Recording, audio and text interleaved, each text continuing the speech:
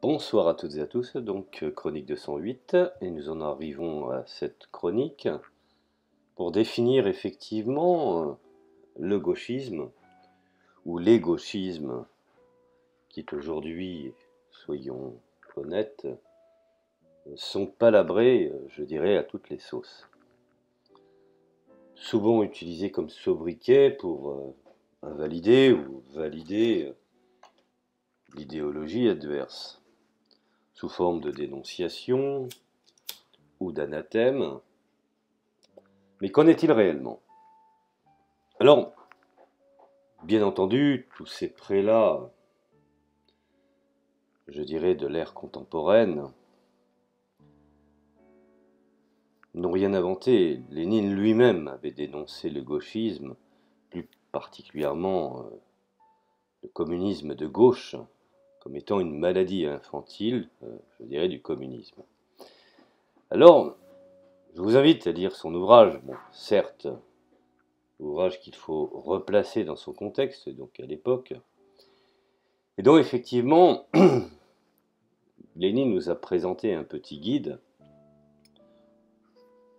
de lecture sur sa conception, c'est les erreurs que commettent les communistes de gauche, et il définit ça effectivement comme une sorte de, pas de pathologie, mais de maladie, et avec mes modestes moyens, je vais essayer de vous donner quelques clés pour comprendre effectivement de ce qu'il en ressort de ce petit opus, je dirais d'une, soyons honnêtes,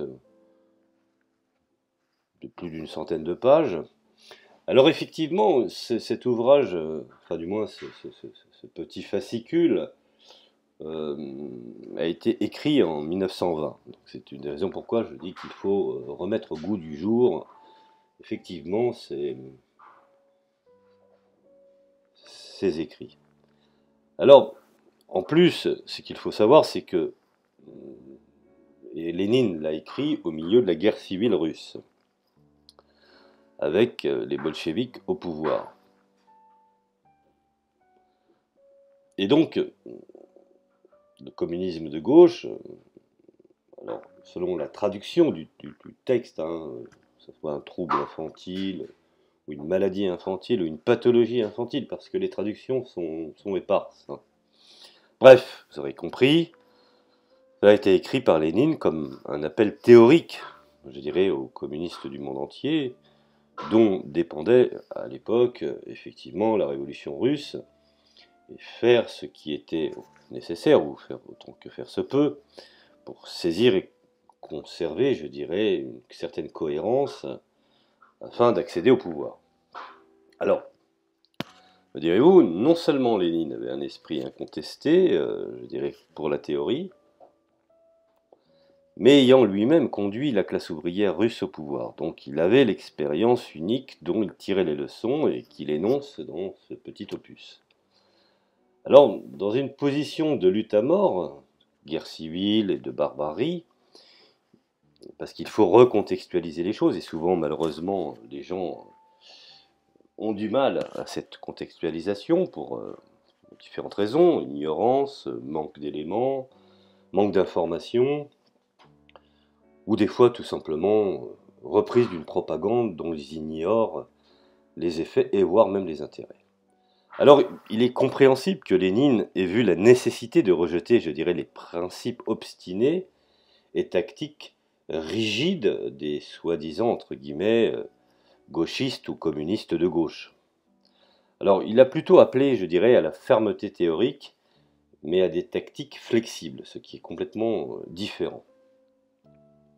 Je dirais même que la théorie est inversée, hein, puisque Lénine parle effectivement de fermeté théorique et de tactiques flexibles. Eux sont plutôt dans des tactiques flexibles, des théories flexibles et des tactiques, je dirais, fermes. Ce qui n'a, à proprement dit, pas le même résultat. Afin de, bien entendu, quand Lénine se pose justement le postulat, je dirais, de faire de la réalité, la réalité brutale, à laquelle lui et le peuple russe étaient confrontés.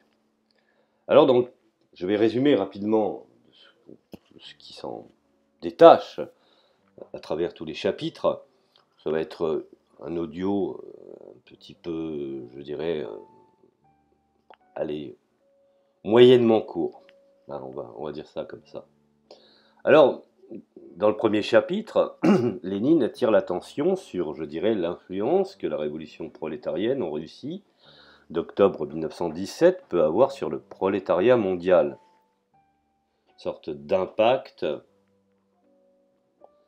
qui pourrait influencer d'autres, je dirais, d'autres clochers.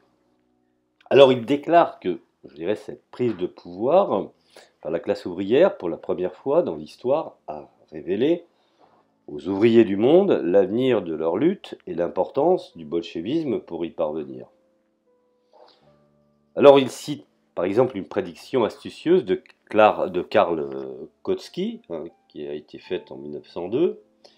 Il faut savoir que c'est un historien marxiste allemand qui, dans ses critiques particulières des bolcheviks, s'est révélé menchevique à l'heure décisive. Et Kautsky reconnaît la Russie comme une plaque tournante du marxisme en développement, ce qu'il qualifie effectivement comme une source d'énergie révolutionnaire, prédisant qu'une révolution en Russie pourrait se produire pour montrer la voie du progrès pour l'Europe occidentale. Alors, comme il le fait, je dirais, tout au long de son ouvrage, Lénine défend ici les bolcheviks contre leurs critiques en révélant l'hypocrisie et les contradictions de ces derniers. Un peu comme aujourd'hui, quand on voit des gens de gauche et qui, en même temps, sont pour le capital. Et on choisit plus une voie sociétale qu'une voie, je dirais, contractuelle de défendre les classes populaires ou les classes laborieuses. Alors, dans le chapitre 2, me semble-t-il, donc le deuxième chapitre, qui est à ma foi une justification de la nécessité d'une organisation bolchevique et une analyse de la manière dont elle s'est développée en Russie. On voit bien que Lénine avait raison sur le fait de créer ce qu'on appelle un parti fort. On l'a bien vu dernièrement avec les Gilets jaunes, le fait d'avoir une absence de parti, d'organes, je dirais, disciplinés, a fait que, en face du gouvernement, qui lui-même est un parti, puisque c'est le parti d'En Marche, et bien ma foi, s'est retrouvé dans une situation je dirais, de décrépitement qui était évident. C'est en cela que, à mon sens, l'anarchisme est peut-être une belle idée, mais dans la réalité, s'adresse plutôt à l'individualité qu'au groupe. Alors, pour ne pas aller trop loin, restons effectivement sur cet ouvrage de Lénine. Il explique qu'une direction disciplinée et une théorie bolchevique sont nécessaires, parce que la dictature du prolétariat est fondamentale. Et je dirais, je pourrais même avancer que, selon lui, c'est fondamentalement nécessaire. Lénine explique de manière concise et claire que dans une telle lutte pour la vie ou la mort, sans ces conditions, une révolution prolétarienne ne peut être assurée contre la réaction capitaliste qui, en l'occurrence, tient toutes les clés du système. Alors, pourquoi la dictature du prolétariat est-elle nécessaire ? Pourquoi une centralisation bolchevique est-elle nécessaire pour maintenir le prolétariat au pouvoir ? Et comment et pourquoi les bolcheviks ont pu se développer en Russie ? Alors, dans le chapitre 3, qui est un bref aperçu des différentes étapes du développement politique en Russie qui ont conduit finalement à la révolution d'octobre de 1917, et Lénine analyse, je dirais brièvement, comment le contexte de ces événements a permis aux bolcheviks de conduire le prolétariat à renverser, je dirais, les forces du capital. Alors, il en ressort plusieurs questions. Comment la tendance politique du bolchevisme s'est-elle développée en Russie ? Quelle influence finalement la révolution de 1905 et sa défaite ont-elles eu sur la conscience des masses ? et des partis révolutionnaires. Je dirais même quelle influence la Première Guerre mondiale a-t-elle eu sur la conscience des masses et des partis révolutionnaires, et en définitive, comment la révolution de février, les événements qui ont suivi, ont-ils mis les bolcheviks au premier plan, puisque tout prétendait à dire que ce furent les mencheviks qui, normalement, logiquement, auraient dû être à la place des bolcheviks. Bref, nous en arrivons au chapitre 4, me semble-t-il. Alors, ayant déjà établi, je dirais, la nécessité de la dictature du prolétariat, Lénine entame sa polémique contre les diverses tendances du communisme de gauche, et qui rendent impossible, je dirais, de répondre à ce besoin. Car plus dans ce que j'appelle une armée de concepts, pas très réaliste, mais Lénine prend bien conscience de la réalité factuelle et de terrain. Et en cela, effectivement, il évite les palabres permanentes et usantes d'individus qui finalement, au fond, restent juste à l'état de salon. Alors le chapitre 4, ma foi, il se concentre en particulier sur l'importance de combiner les formes de lutte légale et illégale. Alors, légale dans le fait qu'effectivement, elles sont organisées, connues et définies. Illégale parce qu'elles se heurtent effectivement à un pouvoir qui, ma foi, a concentré toute la forme d'autorité et qui décide lui-même que la justice des uns peut être, je dirais, l'injustice de ceux qui sont au pouvoir. En cela, bien entendu, il définit ce qu'on appelle le concept, je dirais, oxymorique entre les antiparlementaristes et les parlementaristes. Et surtout, il définit l'importance des tactiques, on en revient encore à ce que je disais au départ, des tactiques flexibles. Il rejette la position des anarchistes, des soi-disant communistes de gauche, et dans leur refus obstiné d'adapter leur tactique à la réalité concrète sur la base de leurs principes abstraits, c'est ce que je viens d'expliquer.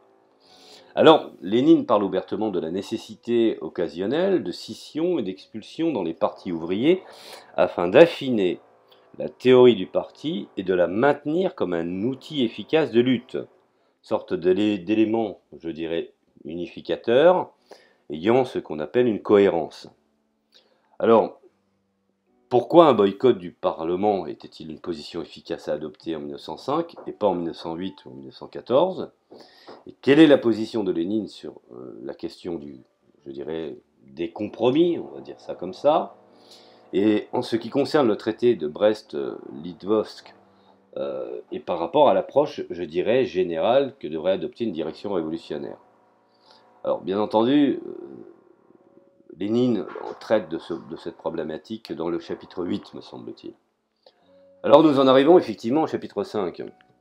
Communisme de gauche en Allemagne, puisque effectivement, beaucoup de théories sont parties tout d'abord de l'État, enfin du moins de l'Allemagne. Alors, Lénine rejette, je dirais, les inquiétudes assez confuses du Parti communiste allemand sur la dictature du parti par opposition à la dictature de la classe prolétarienne. Il soutient que la lutte politique ne peut être et ne sera jamais qu'une généralisation de l'ensemble de la lutte des classes et que la formation des partis est l'expression d'une nécessité historique. Bien entendu, l'accent doit être mis sur la nature de la classe du parti et sur le maintien, je dirais, de la théorie correcte. Bon. Alors, la dernière partie du chapitre décrit, je dirais, l'ampleur de la tâche à laquelle les révolutions sont inévitables, je dirais, dans leur confrontation. À un moment donné, la révolution est un élément spontané, mais comment faire en sorte qu'elle prenne ce que j'appelle une certaine maturité afin je dirais, d'être responsable et être capable de diriger et, bien entendu, se substituer à ceux qui sont, je dirais, à la gestion de l'État. Et sur cela, je vous renvoie à son ouvrage qui s'appelle L'État et la Révolution, qui est fort intéressant, comment Lénine a créé un État moderne à partir des théories de Marx, et surtout qu'un parti est tenu de maintenir, je dirais, une certaine cohésion ouvrière dans l'industrie et surtout du gouvernement. Et faire face, effectivement, à une certaine oligarchie, détentrice de beaucoup de pouvoir, et une bourgeoisie compradore, ou une bourgeoisie tout court, qui lui est inféodée, et comment lutter également contre les forces agissantes venant de l'extérieur, car le plus souvent, cette oligarchie est liée à des intérêts supranationaux, et, ma foi, comment mettre en place toute cette structure. Alors Lénine explique que la Russie révolutionnaire n'est que dans une base, ou je dirais un élément fondamental, où cette phase de transition du capitalisme au stade inférieur du communisme, ce qu'on pourrait qualifier déjà comme socialisme, puisque le communisme n'est que l'aboutissement final, aboutissement qui, malheureusement, par la trahison des élites, et puis, je dirais, l'incapacité des peuples à pouvoir suivre, malheureusement, l'heure n'a pas eu. Bon, bref. Et donc, quand on parle d'un stade inférieur du communisme, c'est-à-dire, comme je l'explique, on passe par le socialisme pour arriver au communisme, dans laquelle la bourgeoisie et ses tendances ne sont pas encore dissoutes dans les sphères de la production et de la culture communiste. Alors, quelle était la position des communistes de gauche au sein du Parti communiste allemand sur la question des syndicats ouvriers, des parlements à ce propos, je voudrais dire que Lénine avait absolument raison, puisqu'il parle que les syndicats, dans des structures capitalistes, ont tendance à, je dirais, s'aligner sur la doxa du capital. On le voit aujourd'hui, la plupart des syndicats sont plus dans ce qu'on pourrait considérer comme étant une négociation. Les partis ont les mêmes maladies que les partis libéraux, et le plus souvent naviguent dans la corruption ou dans les appétits personnels. Alors, qu'entend-on par aristocratie ouvrière?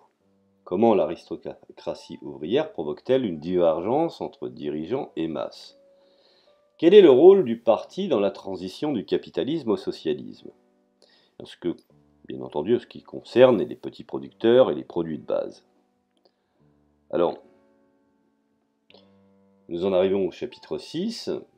Les révolutionnaires devraient-ils travailler dans des syndicats réactionnaires? Ce que j'expliquais tout à l'heure. Alors Lénine souligne effectivement qu'en raison de la longue période de lutte des travailleurs russes et de leur rôle personnel dans la création de l'organisation de masse, ils sont bien conscients de la nécessité d'une direction forte et décisive.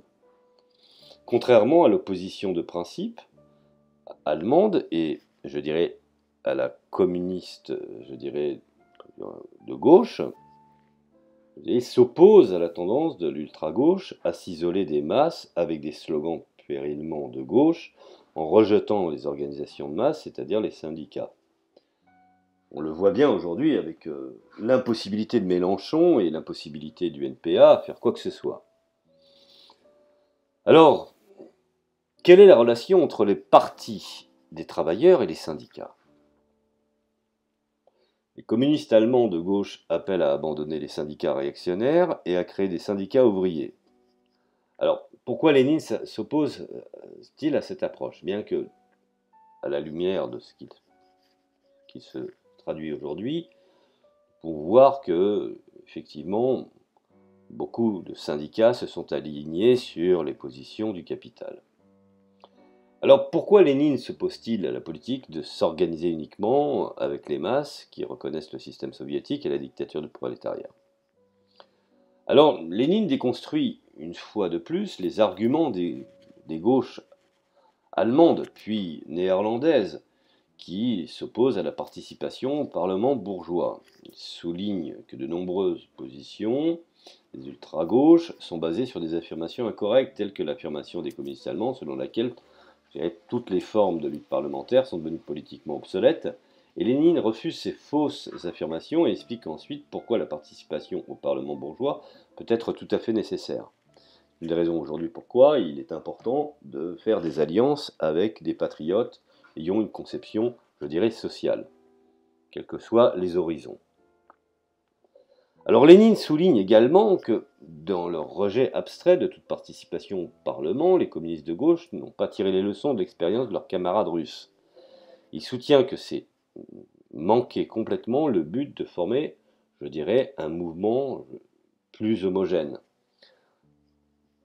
Alors, quelles sont les principales contradictions qui ont été mises en œuvre par Lénine dans les objections, je dirais, allemandes, de gauche, à la participation au Parlement? Que veut dire Lénine quand il parle de ce qui est obsolète pour nous, par opposition à ce qui est obsolète pour les masses? Et comment la participation au Parlement bourgeois peut-elle faciliter leur dissolution?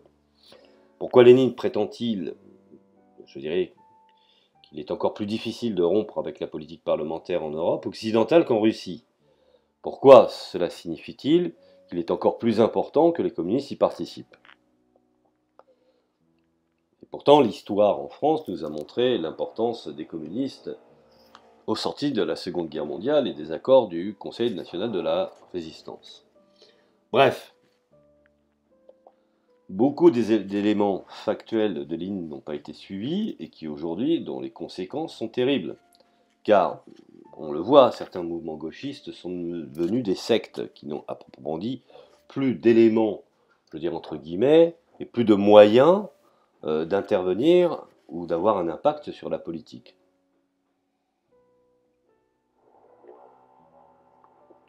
Alors,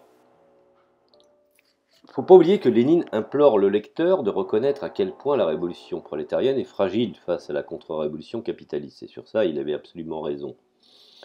Il décrit combien il est vital que la direction du prolétariat soit prête à s'adapter aux faiblesses de son ennemi de classe, et qui sera prêt à son tour à faire tout ce qu'il faut pour détruire son ennemi de classe. Et c'est de ce point de vue que Lénine soutient que les compromis doivent être pesés au cas par cas, au profit de la lutte des classes dans son ensemble. Je cite, Lénine dit « Notre théorie n'est pas un dogme, mais un guide d'action », ce qui est complètement différent.